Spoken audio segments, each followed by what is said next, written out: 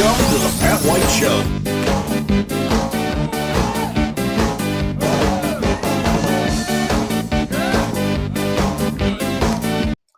Allow me to take you back a few years. It was June 29th, and it was 2012. Now that's over 10 years ago. That's what, 13, 14, 15 years ago? Well, that's about that number of years. It was 2012. It was a June date, 29th. I was working at a radio station, WGL, doing the afternoon shift at that time, working from 3 to 6. And it was late in the afternoon. I happened to be outside the studio, walked out in the hallway, and the door to the building, the side door to the building was open, and some of the ladies on the staff were standing outside, and they were smoking cigarettes. Sorry, that's what they were doing. So I wandered outside, stood there with them, and chatting with them while they were puffing on their tobacco. And then suddenly, this big wind, and I've never heard or seen a wind like this, came up, and it was something like I had never experienced. Suddenly, the ladies all ran inside the door into the building, and I'm trying to pull the door closed. It took everything I had to pull that door closed because the wind was blowing that badly. Turns out later on, we found out that wind had reached 90 miles an hour, called a Derecho. I didn't know what that was. Well, back in that time frame, we were working with a fellow by the name of Greg Schauf he was my weather guy. So Greg and I started talking on the air about what had happened. And he said, hey, we just had a Derecho come through. Well, I'm going, a Derecho? Heck, I didn't even know what that was. Well, folks, Derecho season is now upon us in June. We are in June. The last one we had was in 2012, and Indiana averages 1 or 2 derechos every single year. Every year. So what's a derecho? All right, well, simple. It's a wind. It's a windstorm that's associated with the rapidly moving showers or thunderstorms. So essentially, it's like a baby, almost like a tornado. It's flatline wind, but it's waves. And they hit, and it blows. Well, back in 2012, it did a lot of damage to Fort Wayne, brought down trees and branches, roads were clogged, you couldn't get anywhere. It was a mess. They said at the airport the wind was 90 miles an hour. That's like, what, Cat 2 hurricane? This hurricane started at 75. We were at 90 miles an hour at our studio. Like something I'd never seen. But yes, the damage was horrific in the city of Fort Wayne. And this derecho was 240 miles long and 60 miles wide. And it went from Indiana all the way down to Washington. It was just like a tornado crossing the Midwest into the Southeast. And, well, the winds can be pretty strong. And basically, our wind was measured at 90 miles an hour. The winds derechos get over 75 miles an hour. It happens, folks. So the one that happened here in Fort Wayne was June 29th. It was one of the most destructive derechos that ever to hit Indiana. And I remember it because I was in it. And the highest wind gust was 90 miles an hour. 91 miles an hour. I take that back at Fort Wayne International Airport. So the path of destruction was 600 miles long, and it went all the way to Washington, D.C. That's how bad that wind was. Well, the reason I'm telling you all this, because, well, we're in the season for it.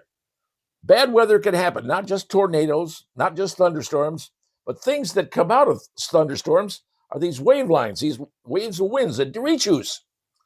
We see 2 in Indiana usually every year. Will we see another one in Fort Wayne? I don't know. Hope not.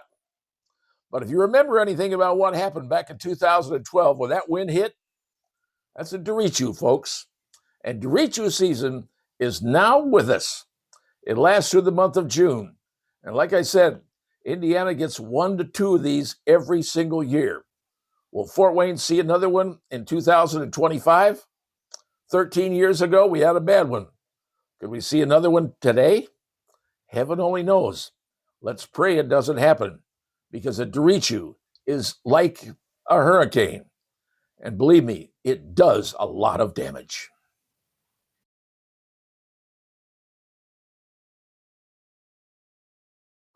Well, if you're one of those people that's involved with the stock market, or say you've got a 401k and it's got invested in the stocks, One of those stocks could very well be the Disney Corporation. That's right, the mouse. Well, the mouse has had its good days and its bad days, but from the old days when it was selling for, 50 to 60 bucks a share, now up over $112 a share.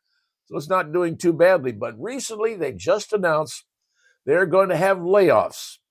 Several hundred people are going to be laid off at Disney, and it covers a whole bunch of areas from TV, from publicity to casting and finance, and a whole bunch of different areas. People are being laid off from Disney. Now, this is not the first time that Disney's done a layoff. Back in 2023, Bob Iger laid off 7,000 people because Disney had to do a $5.5 billion, reconstruction, if you will, because things weren't going as well as you think. You see, Disney over the years made their money in a couple of places. One, obviously, their theme parks, which make them a lot of money, and now is still making them a lot of money for a number of reasons I'll get into in a moment, but also because they're making movies. And everybody knows the Disney movies and the Touchstone films from the same company but different name, because they can do different ratings on those films. And so now they've released the latest one was the Snow White movie. And that, as you know, was an abject failure. Now, they've got a couple of new movies out right now, one called The Thunderbolts, the other one called Lilo and Stitch, apparently doing quite well at the box office. So Disney may be able to recover from, some of the Snow White fiasco of those two movies. But Disney is realizing something. They have realized they have got to get out of regular broadcasting, regular movie stuff, and go in a different direction. And everybody else is figuring out the same thing. Whether you like it or not, everybody, and I mean virtually everybody, is going to streaming. Now, what that means is they're going on to the internet and using the internet where they're not controlled and guided by, the government per se. They get their signal on the internet, their spot on the internet. You basically dial it up and pick what you want, and they can sell you things directly. No middleman. They can do it all themselves. The internet is proving out to be the biggest thing going on. And even television stations. There's companies out there that have these massive broadcast groups of radio and TV stations, especially TV stations. They're starting to sell them off, folks, because TV stations are not like they used to be. Streaming is starting to take care of everything and take over everything. And frankly, when you have big, giant transmitters and huge towers up there that are just eating up electricity to put out a signal, and yet they go online, goes through, instantaneously. No big power bill necessarily, unless you got servers going on. But the long and short of it is this, is Disney is making money right now in one particular place, their theme parks. Because right now at the theme parks, they charge you for everything. You want to park at Disney, you're going to pay a fee. You want to get in, obviously, the entrance fee is exorbitant. A family of 5 can plan on spending somewhere between $1,000 and $1,400 in one day. One day at Disney.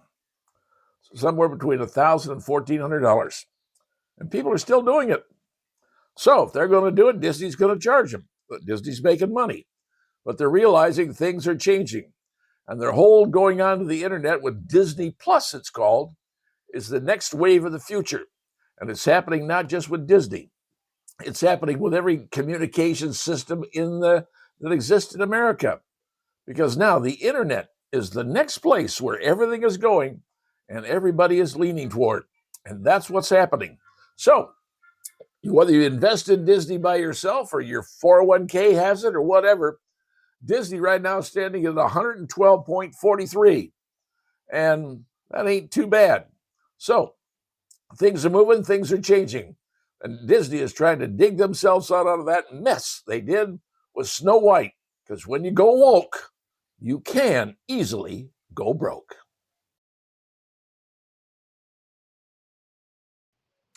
Well, what do you say we talk about education for a little bit? And worse than that education, we're going to talk about the Scholastic Aptitude Test, better known as the SAT.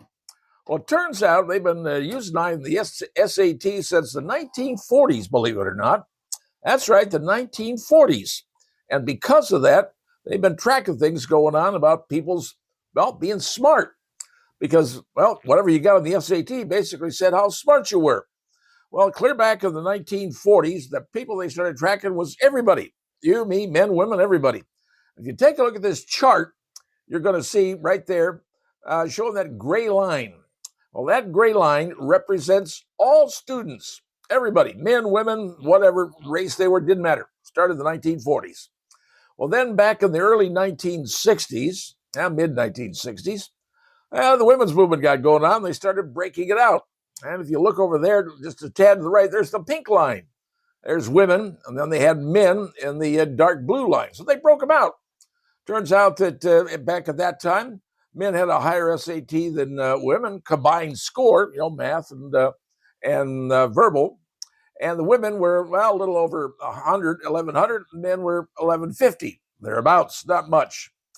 Well, as time has changed, as it's gone on, you see it's going on from 1941 until 2019.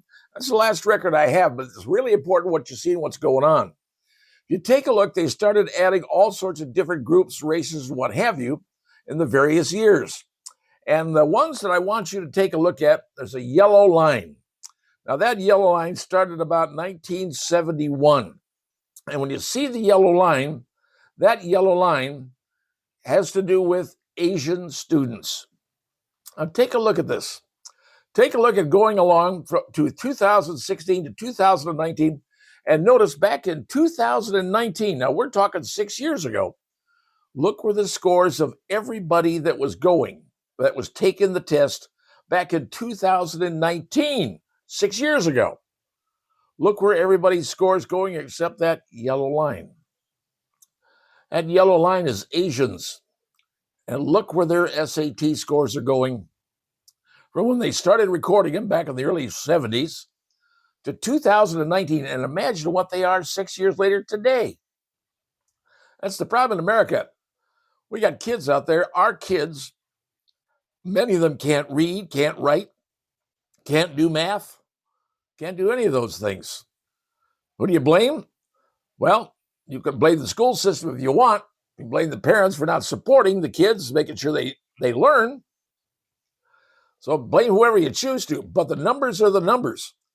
Take a look at the SAT scores for men, women, blacks, Asians, Native, Hispanic. They're all going down except one, that yellow line. That yellow line is Asians. And look what their scores. They started off at about 1120 and are now up to about 1250 combined SAT score.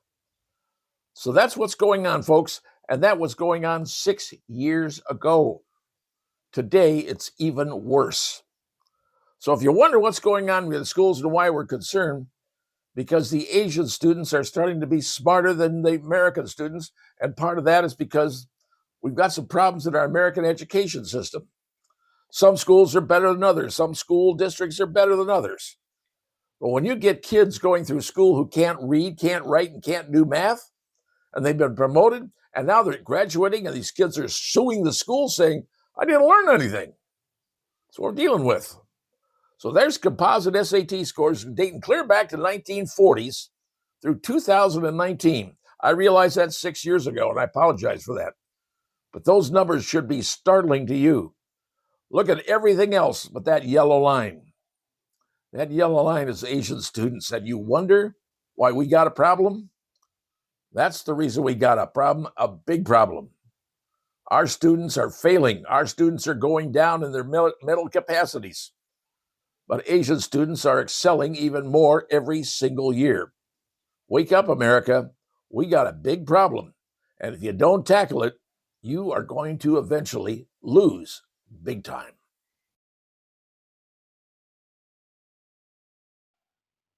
Well, here we are into the month of June. It couldn't come any better time, right?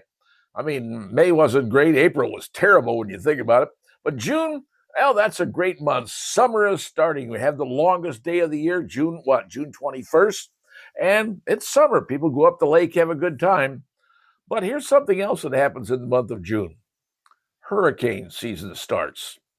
That's right. If you're planning a vacation down to the Bahamas or somewhere in that area, going down to Mexico or wherever you want to cruise to, if you're on a cruise, better pay attention to that, folks. because that's when things start to happen and the weather can go south on you. But it also can do things to other parts of the country. Now let's take a look at the name of this year's hurricanes because, well, you may find them funny, you may find them amusing, or you may find them a little bit on the frightening side. So this year's the Atlantic hurricane names start out with Andrea, then on to Barry, Chantel, Dexter, Aaron, Fernand, Gabrielle, interesting name, Umberto. That one kind of gets me a little bit on the worried side. Umberto, that's hurricane number 8. Imelda, then Jerry, and here's the one that's probably going to get a lot of people concerned and upset, Hurricane Karen. Yeah, that should be interesting. Lorenzo, Melissa, Nestor, Olga, Pablo, Rebecca, Sebastian, Tanya, Van, and finally, one of your restaurant favorites, Wendy. Hurricane Wendy coming up. Oh, that should be great. But that's the end of the year. That we may not get that. We just don't know how many hurricanes that we are going to have in any given year. And you take a look at the chance of a hurricane hitting parts of the United States during the 2025 year. Well, if you take a look at Texas and southern Louisiana, that's anywhere from 44 to 46% of a hurricane heads down to that area. But getting down that New Orleans area and southern Louisiana, southern Alabama, well, 34, 35% starts to go up, folks.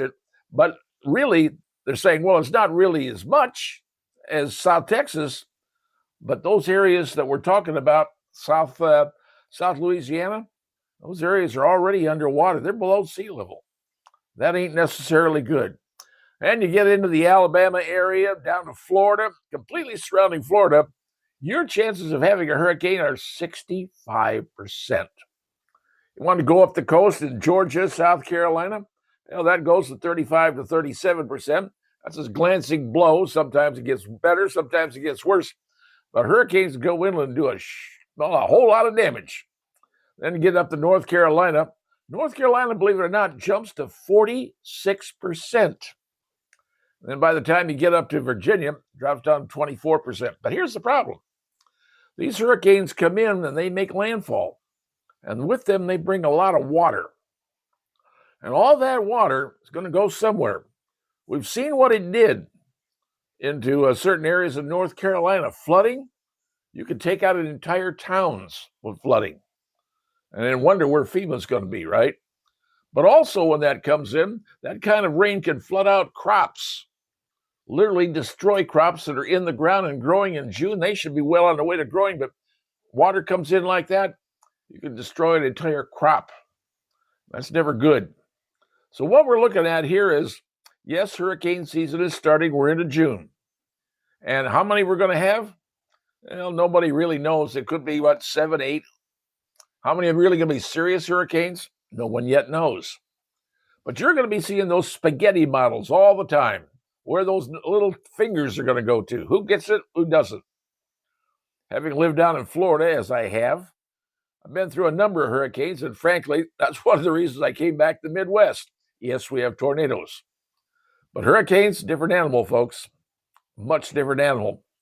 But I can tell you, the hurricane season has started. You now know the names, and you're going to hear them again. And you hope you don't hear their level 4, level 5, whatever, because that's never good. And the destruction those things can produce is beyond most people's imagination. Something to think about, because hurricane season has started.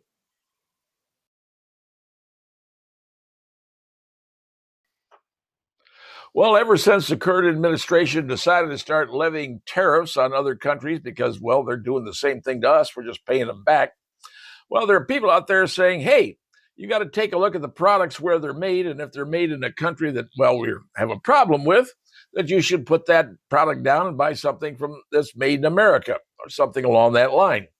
And it has to do right now with barcodes, because everything today that you buy is controlled and accounted for by a barcode. Well, there's a particular ad going on out there that I've seen, and it shows it says very simple involving barcodes. Pick up a product, look at the barcode. If the first three numbers are 090 or 691 or 692, the product is made in China. Put it down and get a different barcode. All right, that sounds all well and good and sounds easy, right? Trouble is, it's not true. And I don't know, because I'm going to take you back into the 1980s. Back in those days, grocery stores were starting to turn into computerized checkout. You know, it used to be the lady would be standing in register and she would punch in numbers and things like that and punch in your groceries. Now it's boop, boop, boop, boop, goes over the scanner, right? Well, the scanner reads the barcode. And if you want to sell something in a grocery store, that product has to have a barcode, because that's how the computer knows what it is, knows to say, okay, we sold product X, product Y, or product Z, and gives that company credit for the sale or whatever it is, and keeps your inventory so you know what you've got. Well, back in the 80s, I was publishing some magazines and starting to sell them in stores. The stores told me, well, you got to have a barcode on them, because they were in the checkout lane. So, you know, when you go in the checkout lane, you see all the candy bars and magazines. Well, I had one of the magazines in there. I had to have a barcode. Turns out you buy barcodes, but they're commodity, and everybody has them. And I remember when I stopped publishing that magazine back around 1990, companies were calling me wanting to buy my barcode because I wasn't using it anymore. They wanted to purchase it for me so they could resell it. And that's where we're going on, folks. Around the world, barcodes go to every country you could think of. They all have groups of barcodes that go to them that sort of signify, yes, it came from their particular country. But the countries and the companies in those countries, they don't have to buy that particular barcode. It's a commodity. They go on the market and see who's offering the best price on a barcode. It's like anything else. Some barcode companies charge a fee every month for having their barcode or whatever it happens to be. But you buy barcodes. You basically look for the best company who has the best barcodes you need. It doesn't matter where it's from. It's just a barcode. It's a number. So it doesn't say it's from China or what everything else. You could be buying a barcode that for your product made in America that could be from South Africa. Have a South African barcode because they have barcodes. They're strictly numbers. So the idea of saying, hey, look for 690 or 692 or 691, these are products made in China, that's not legitimate anymore, because everybody buys their barcodes from whatever source they can find the cheapest price for the barcode. I'm just passing that along to you.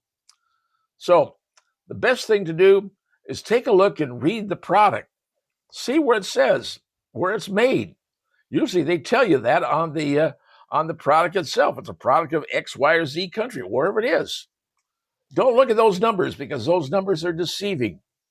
And that 691, 692 stuff they've been told, not legit, folks. Sorry. Barcodes are a commodity worldwide. People buy them, sell them, market them, whatever. Because every product in today's world has to have a barcode, because computers run the world. And if you haven't figured that out, you ain't paying attention.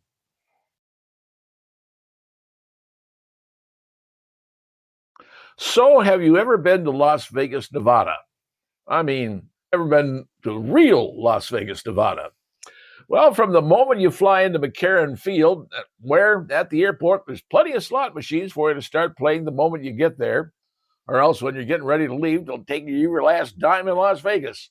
Slot machines and gambling is everywhere.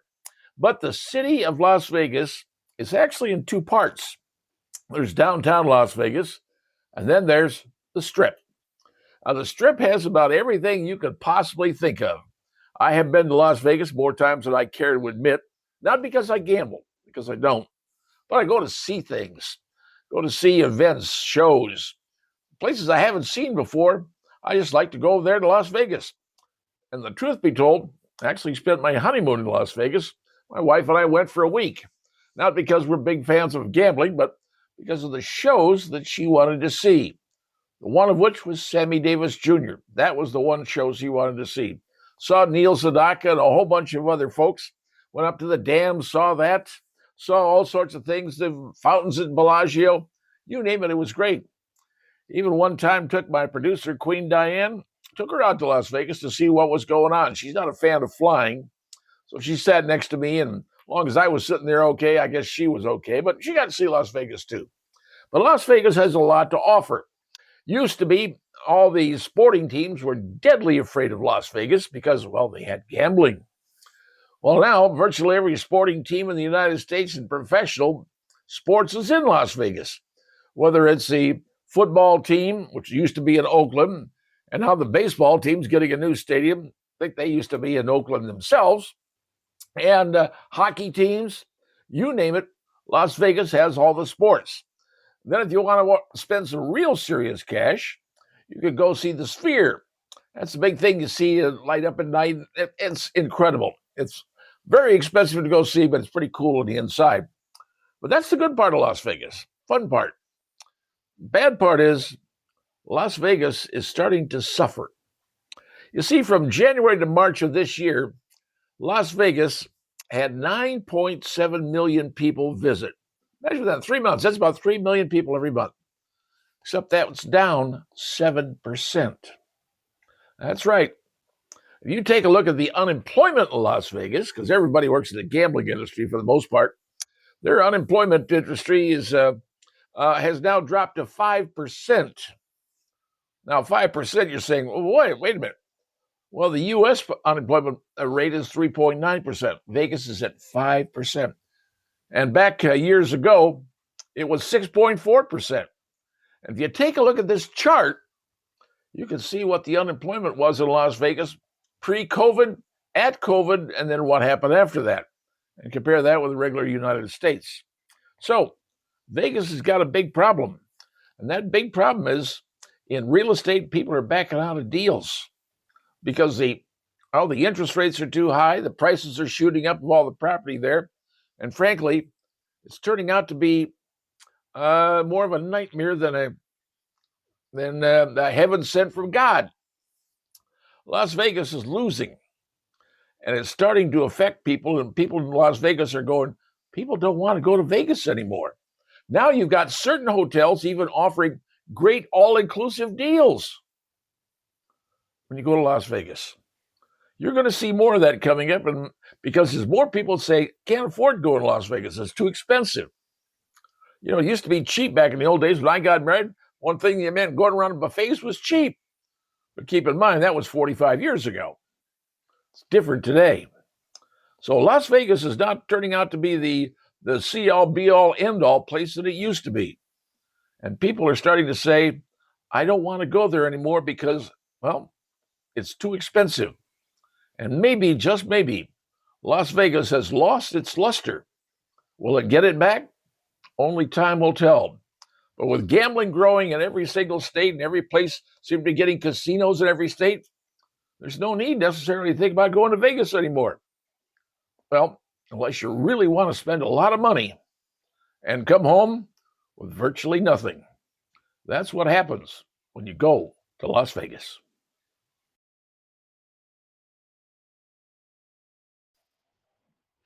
If you're a young man, or you once were a young man, did you have dreams of possibly becoming a football player in the National Football League or a baseball player in Major League Baseball?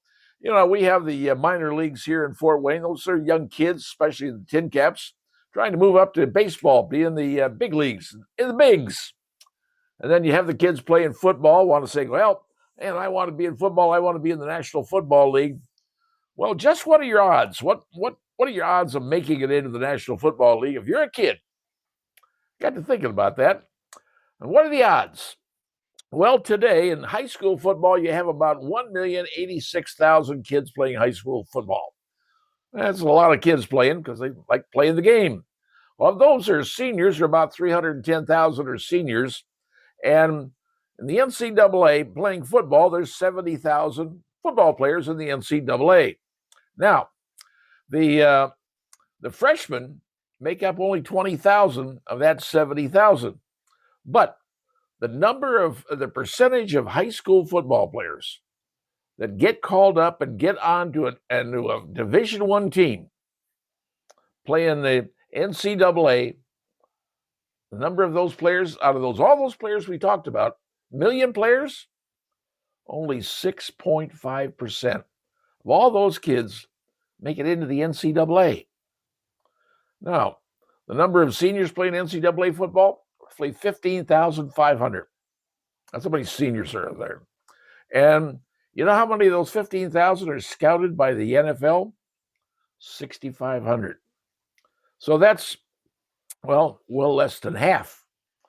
But of those 6,500 that are scouted, you know how many are invited to go to the NFL Combine they have in Indianapolis down there at Lucas Oil Field to show their stuff in front of all the scouts, hoping to get picked?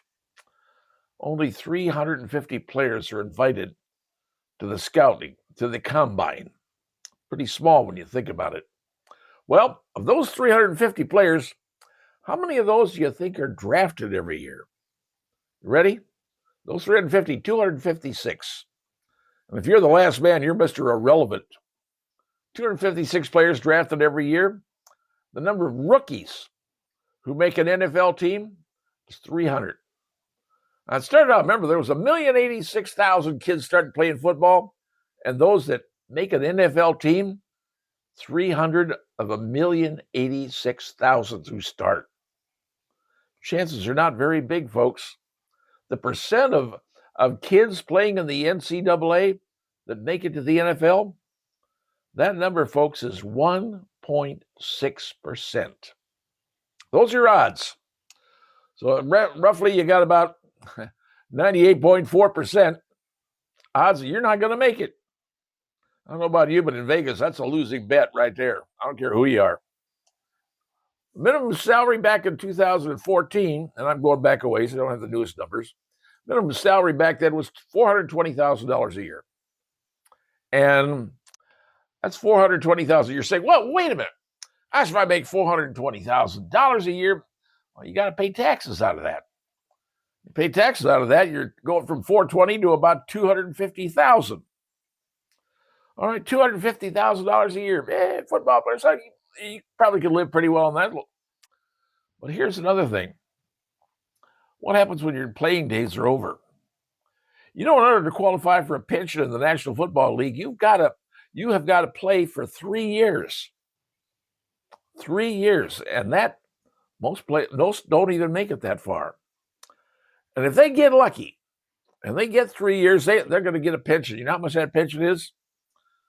Well, any player that served after 1998, his pension, $5,640 a month. That's $67,680 a year. That's your pension. That's before taxes. Once they take all the taxes out and all the things you've got to take out of that, you're bringing home about $50,000. $50,000 a year, $4,230 a month. And heaven knows what kind of injuries you have been trying to live with playing all those years in the NFL. Is it worth it? It's a dream, folks. It's a dream. If that's a dream you want to have, press on. But keep in mind, the chances of you being an NFL football or a college football player are only 6.5% for kids playing high school. Chances of a college player making it into the NFL is 1.6%. And then you got to serve for at least and play for at least 3 years to get a pension.